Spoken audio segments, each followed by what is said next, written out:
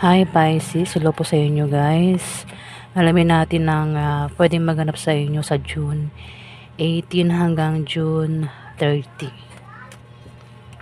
Hindi po lahat ay makaka-resonate ito guys. Dahil ito po ay general reading. Pero kung makaka-resonate ka, ikaw talaga ang tinutukoy sa reading na ito, Pisces. Umpisahan na po natin. Okay, Pisces. Sa June 18 hanggang June 30.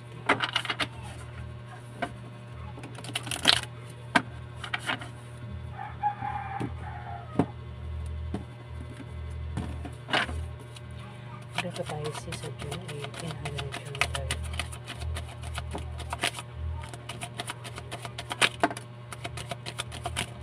Dito tayo sa June 18 hanggang June 30.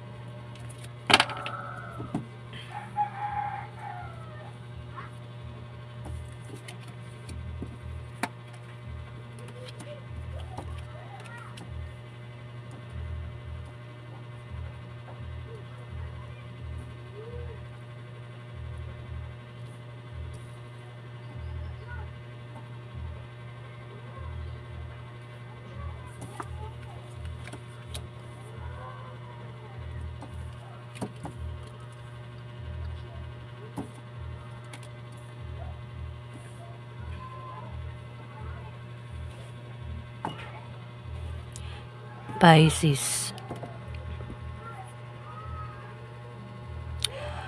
Maaaring merong ka raw idea o pangarap na gustong gawin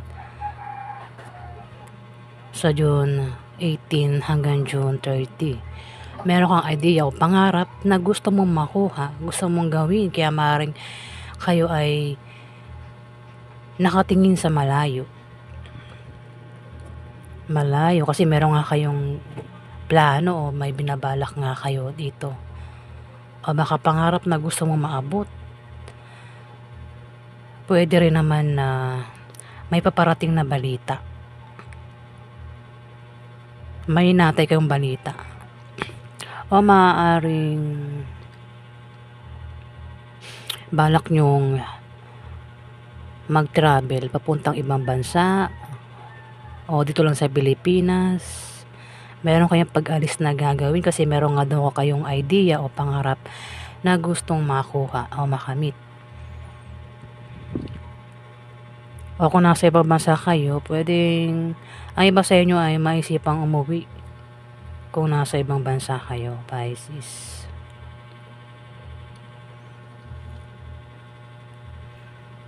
Mayroon ditong fire sign na lalaki. Kung hindi man ikaw yan, kung hindi man siya fire sign, pwede ikaw yan, Pisces. Kasi si King of Wands, isang lalaking malikhain, malakas ang loob, matapang at charismatic, Pisces. Pwede kasing ikaw din yan. Kung hindi man ikaw, may fire sign dito ang maring makadil mo sa June 18 hanggang June 30, Pisces. Fire sign, pwede siya ay Aries, Leo o Sagittarius, lalaki. Meron talagang pagkilos. Pwede rin na ito ay position. Baka iba sa inyo ay may position, Pisces. Puro wands ano. Dito may 7 of wands. Maaari ikaw daw ay may taglay na katapangan. Matapang ang ibang Pisces. Kapag mayroong nga atake sa inyo, hindi ka papatalo, hindi mo atrasan, Pisces, kasi matapang ka nga. Meron ka rin kumpiyansa sa sarili mo. Ayan, kung may taong atake sa'yo, yung atake yung gagawin, pwedeng awayin ka, lokohin ka.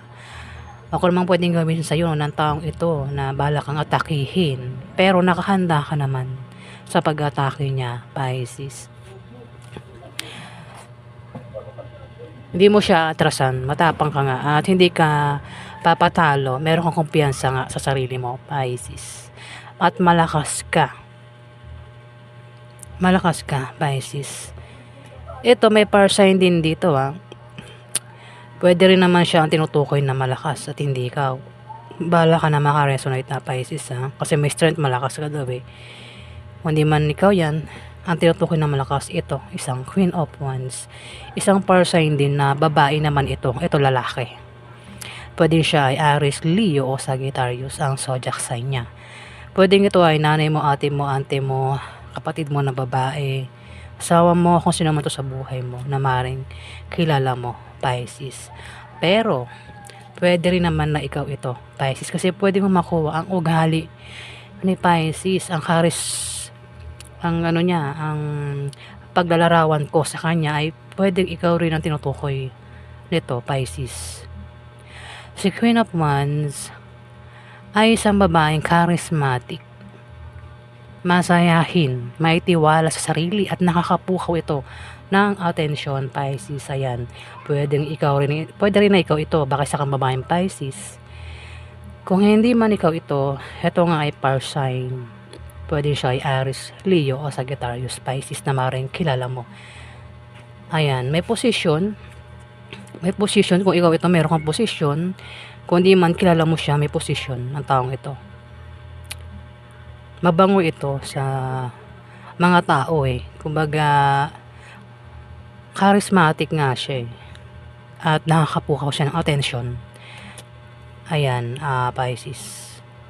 Pwede ikaw yan Pwede rin naman na hindi ikaw yan. Pwede siya ay power sign, Pisces. Nakakapukaw ng atensyon. Kumbaga, maglalakad sa maraming tao, nakatingin yung mga tao sa kanya, di ba? Dito may Empress. Ito, pwedeng ikaw nga ito, Pisces. Isa kang Empress. At si Empress ay pwedeng buntis, pwedeng manganak na, pwede rin naman na manganak na sa June 18 to June 30. Kung buntis, pwedeng manganak na. O tama, isa lang yun, di ba? Pati ako na dito. O pwedeng mabuntis sa June 18 to June 30, Pisces. Kung meron kayo pinaghihirapan o plano, yan daw ay magbubunga na maganda, magbubunga ng mabuti, Pisces. Ayan, at sisimulan mo na nga yan, ayun Kasi meron kang kung ano man ito binabalak mo, idea mo o pangarap mo na gustong makamit, makuha, magbubunga ng maganda yan, Pisces. Dito, Three of Pentacles. Posibleng merong darating na dagdag trabaho o dagdag kaalaman. Pwede rin na ito ay teamwork, merong pagtutulungan sa tinatrabaho mo, ginagawa mo. O maring ito ay sa negosyo, sa trabaho nga, o kung saan pa yan, pwedeng sa bahay. Merong pagtulungan dito para matapos ang dapat matapos.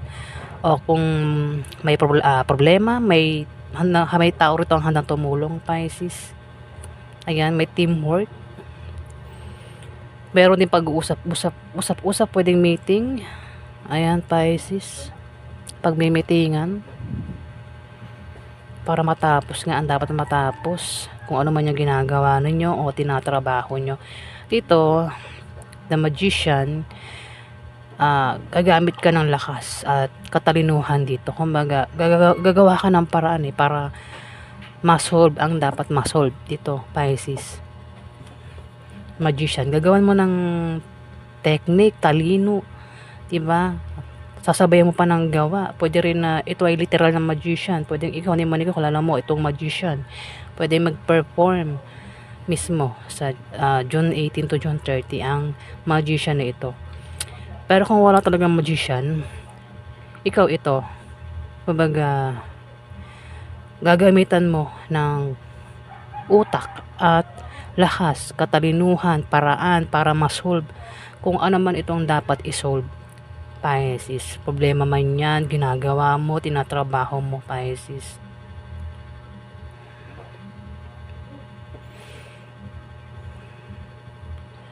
Pwede rin na ano ito pwedeng may tao dito ang manglinlang, manloko, di ba? Kasi magician yan Ayan, Pisces. Utak ang ginagamit ng magician, Pisces. Four of Pentacles, posible ikaw daw ay makatanggap ng regalo. O maring may magbibigay ng regalo dito. O maring may mag-offer, may mag-alok. Pwede rin naman na may magbibigay ng pamana, may makatanggap ng pamana, Pisces. Ako naman ng matatanggap mo. O kung sino yung makatanggap dito. Mayroong magbibigay at may makatanggap sa June 18 hanggang June 30, Pisces. Wala ka rin problema sa pera, Pisces Wala kang problema sa pera. Meron kang pera, meron kang ipon. At lalo pa yan, dadami, Pisces. Ayun meron ka sa ulo. May hawak kang pera. Sa paa mo, may pera rin sa paa mo. Pisces, kumbaga wala kang problema sa pera. Sa June 18 hanggang June 30. The Hierophant. Babala ito sa pagiging mabait. May taong mabait dito, Pisces. Pwedeng ikaw, hindi man ikaw, kilala mo ang taong mabait. At huwag daw abusuhin ang kabaitan ng taong ito.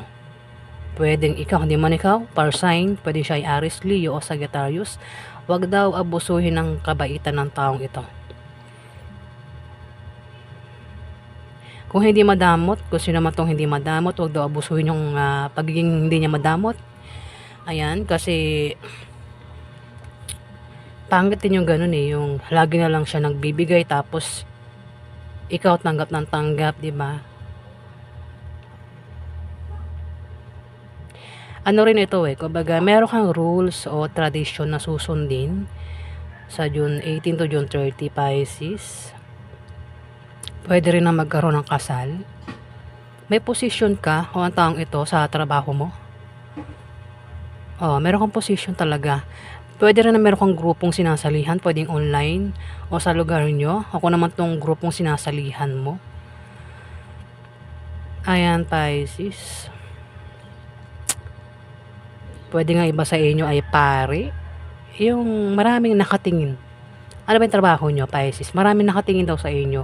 Yung nga lang, mag-ingat daw kayo sa mga kilos nyo at kilos nyo, gawa nyo o sinasabi nyo. Kasi maraming mata ang nakatingin sa inyo na pwede kayong mahusgahan, Pisces. Ayan. Pwede rin itong person na to ang nakabantay. Parang nakamasid lang ang taong ito sa'yo, Pisces. Nakikita niya kung anong ginagawa mo at mag-ingat ka kasi pwedeng mahusgahan ka niya, no? O baka nga grupo ito, baka maraming nakatingin sa iyo, no?